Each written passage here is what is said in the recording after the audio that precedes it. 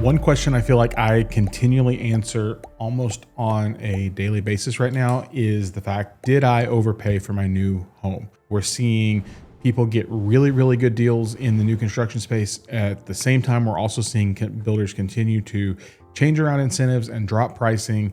And you kind of get into this space of like, did I overpay? And I think honestly, in some ways it's a fair question, but I think honestly, if we're truthful with ourselves, there's probably a little bit more that needs to go into that. So hopefully I can give you a little bit of perspective and a couple of ideas on what we're seeing if you're trying to jump into the market, especially and you're looking at buying new homes right now. We haven't met before. My name is Zach. My team and I, we sell new construction real estate here in the DFW market, whether it's builder inventory or building from the ground up. We're here to help answer any questions. We have clients that are here in DFW and we have tons of clients that are moving here. And I have a goal in through the end of 2025 through 2026 is we would love to help somebody from all other 49 states. I think we've filled in probably 17 or 18 states at this point. And so I'm trying to get to all 50. So if you're, maybe we'll put the map up or something one day and be like, hey, I need some people from this area to move to Dallas, and we would love to help you get settled here. So the overpaying thing is interesting because depending on when you're seeing this video, we're shooting this at the start of the fourth quarter 2025, which means all of these builders with inventory that they can close before the end of the year, they're trying to do whatever they can to get those homes sold, right? And so the question is always, well, they move for this from here and they go over there and then they pass it around and then they give it to us incentives, then they give it to us in closing costs, and then they raise the price, and then they lower the price, and then they do this incentive, and then they do, agent bonuses. And so all these crazy things, like what in the world is going on? And it can kind of feel like a zoo, right? Like as somebody in the market, and we're watching this with a couple different clients, and I'm having these conversations with sales reps, and I'm like, guys, what on earth? Like, what are we doing? Because there'll be days I'm like, hey, we're trying to negotiate a deal and we're just trying to get something reasonable. So let's do this and this. And they'll be like, no, we're not doing it. And then like 2 weeks later, it'll be like, hey, can we do this? And they're like, oh yeah, we could do that. And then some. And I'm like, which way is up, right? So a couple things on this. So you scroll and you see it and I want to try and make some sense of it. So here's kind of the thing. What we have to understand is I feel like builders right now, they're a little scared. And they won't admit that, but kind of based on some of their actions, some of them are scared. We're seeing a couple of different builders that have laid off some people recently. We're seeing people that have dropped prices. We have other builders that like, hey, we have 4 salespeople in one community, and then they're selling all of these communities because they don't care about their sales reps and they're just trying to make money, and they're cutting prices, and land prices keep going up and labor prices keep going up, and then they don't have control of material, and they're cutting out standard features. And then they're looking at it and they're like, when the crap are the interest rates going to come down? Because if they don't come down, we keep having to spend millions and millions of dollars to get rates to where people want to buy, right? And so it's a mess. I'm just gonna tell you that. Like I live in this world every single day, and it's a mess. This is not one particular builder. This is everyone from the good, the bad, the ugly, the 300,000 to the 900,000 and everything in between. Like they're moving prices. They're basically just trying to like yank on levers to do whatever they can to get houses to move. So when it comes to this overpayment conversation, the couple things that I would like you to think about is, one, what fits for your family. I think that's the way I would like to say it, is like what makes the most sense for your family. So for some of you, for a lot of our clients, like, hey, we have to move because our job is bringing us to Dallas, or we're adding a baby, or our lease is up, or you have to do something, right? So it's kind of one of those things where it's like, okay, well, regardless of what the market is, I can't not do something, right? The other thing to consider is appraisals. I'm sure there's going to be somebody in my comment that are like, everything is overpriced and it's way too expensive and it's a piece of crap. And I guarantee you're going to be there. Please come on. I welcome you. Let's have a conversation. But the house, like from a bank's perspective, the houses are appraising because they're just looking at the asset, right? So if we're overpaying, if the home appraised and the lender funded it, you didn't overpay in the eyes of the market. You may feel like you did, but you didn't. The other thing too is, as builders move around their incentive money, that's a big piece of how the things change. Is like, what did that money cost them to get that 4.99? So like if the interest rate market went up and they're trying to buy these 4.99s or 321 buy downs or 5.49s fixed, they're having to spend a certain amount of money to get that rate. What is it costing them to get that, right? So they've got to figure out that. They've got to figure out their holding costs. They've got to figure out the material costs, the labor costs. All of those things get wrapped up in that. And they've got to count it against their profit because they are in the business of making money. Whether you like that or not, that's their livelihood, right? They're in the business of making money. And so it's like, okay, well, what is this neighborhood as a whole doing? So you'll see all of these things. It's like the longer they hold a spec or an inventory home, the more they might be willing to negotiate within reason. And then sometimes, let's just call it what it is. Sometimes management, they're mental. They're a little crazy, right? Because it's like, oh yeah, they wouldn't say yes to this deal on Tuesday, but 2 weeks later, the house is like, well, we couldn't sell it then. Let's just go crazy and sell it right now. And you're like, well, should we have waited? Maybe. But there's always that risk, right? If you wait, then somebody comes in and grabs it from underneath you and they take it and, you lose the house. So it's a gamble, right? You're going to find so many agents out there that they're like trying to like, buy. You got to do it right now. My job is not to pressure you. My job is perspective. That is what I fully believe that my job is to give you as much perspective and as much insight as I can to help you make the best decision possible for you and your family. And so I also want to give you the idea that like we've talked about timing because timing is different for everybody, what's good and what makes sense.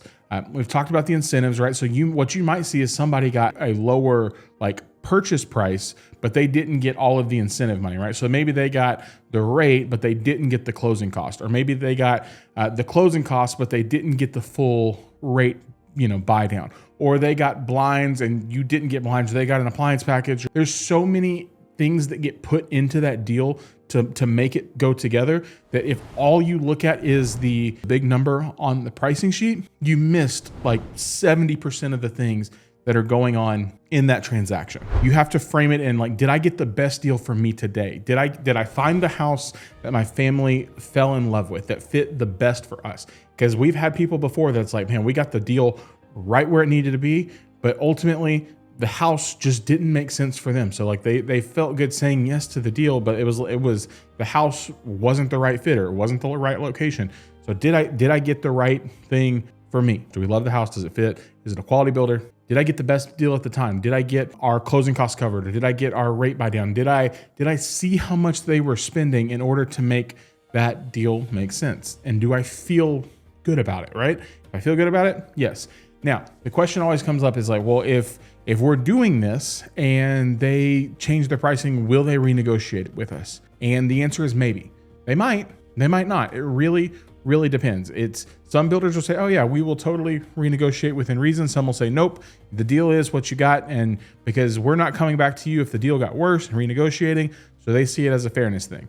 I see it as, hey, we never know until we absolutely ask. So if we get in that situation and we haven't closed yet, then we ask and we see. But they're also in some ways, this is where it's hard for me. Sometimes I watch what some of the builders do in certain neighborhoods and it feels like they're shooting themselves in the foot, right? They're trying to, again, they're yanking on every which lever that they can.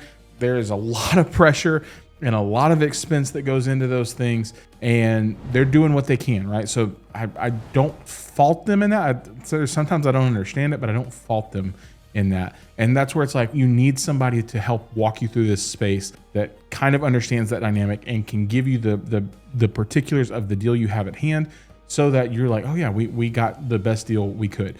Now we've got people right now, as we're seeing builders slash pricing, we're in good positions with appraisals. So we have a deal closing in a couple of weeks that they're like $70,000 under what it appraised for, right? So it appraised way up here, contract price is here, or split the difference, whatever, right there. And then we still have their incentives on top of that. So then the question becomes, why do builders cut pricing? A number of different reasons, right? It could be, hey, this is our longest standing inventory. It could be a home that they had somebody that was building that they couldn't finish the transaction with, and now they got a piece of inventory back. Maybe they're trying to offload something because they're trying to start a new project and they need capital. Maybe some of the builders are responsible to their shareholders and they're trying to make inventory look good. There's no one particular reason why they do that or don't do that, or will take one deal one day but won't take another deal another day, because they're also trying to, if they're in an early phase of a neighborhood, they're trying to protect, hey, we've got all of these things lined up to close and we can't like screw those deals up. If they're like, hey, you know what, we're trying to be done and we need to move this salesperson out, or we need to get more land positions here, we'll take this deal. We need to make up difference over here because we didn't open this neighborhood over here. There's so much that goes into that. And there's so many conversations where it's like, sometimes I'll be honest with you, I look at it and I talk to sales reps and I talk to VPs and I talk to managers and I'm like, guys, this doesn't make any sense what you're doing right now. And they're like, and the sales reps, to be honest, they're just doing what they're told by their company. And they're like, yeah, I'm not sure that I get it either, but I'm trying to sell houses and we're trying to get people into homes and everybody's trying to make $1. So why do they slash pricing? Maybe in some places, maybe they're overpriced, right? It's like, it's just this ebb and flow, kind of like a gas price. And maybe they're overpriced. Maybe they spent too much in design and they're trying to compensate for that. Maybe they had way too much in labor costs. Maybe I could speculate for hours, but if I'm honest with you, and that's what I would like to be with you guys, especially if we're working together, sometimes I'm just gonna tell you, I don't know. I wish I had all the cards and all the pictures, but honestly, if we did, I would not still be selling houses. I would be hanging out on the beach and traveling to watch hockey all the time. That's what I would be doing. We try and find the best information that we can at the time when we need it. And I also need you to think like long-term. So buying real estate is also not one of those things where it's like you're day trading, right? So like when you're day trading, it's like, hey, you're checking it, your stock portfolio up, down, you're moving in and out of these things. There's so much more that goes into it. It's going to be the home for your family. If it works, if it fits your payment, if it fits, hey, this is where we want our kids to go to school. And this is where we want to be for church. And of course, if the bank says it appraises and it makes the most sense, then I want you to run with it. But I also don't want you to run into this blind, right? So we balance those things together and like, hey, let's get the best deal we possibly can. And there are deals out there to be found.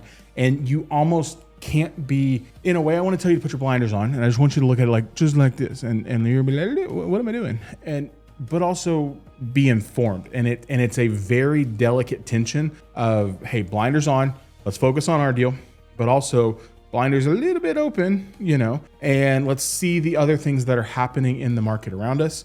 But also, we're not buying this today to sell it tomorrow. We're buying this to be a place where our kids grow up, and buying it again for the community, and buying it because it's close to work, and buying it because we have this big, beautiful upstairs game room space that just we're excited for what our kids are going to do. And we have the backyard that we're dreaming of putting the pool in, and all of those things kind of come together and make a really pretty cake. And then we get, the price reductions and we get the interest rate buy downs, which is one of the big reasons I'm a fan of new construction right now, is because of some of those interest rate buy downs, making payments make more sense. And it's a brand new home, which means nobody's lived in it and nobody pooped in your toilet. Well, construction people might have, but take the long view on this. It's not a day trade. If it works, incentives shift over time. Pricing shifts over time. Standard features, that's another big one, shift over time. So like what's in your house might not be in somebody else's house. Keep your equity, keep moving forward. So focus less on, did I get the absolute lowest price? And focus more on, did I get the right home for me? Understand that builder math, it's a different kind of numbers. Those numbers differ every month. It's not about your deal being bad. It's about their pipeline, and it's about them selling homes. And lastly, remember, no two buyer situations are the same. We have numerous different conversations with people. So somebody else's discounts don't necessarily erase your value. Your deal doesn't necessarily change somebody else's deal.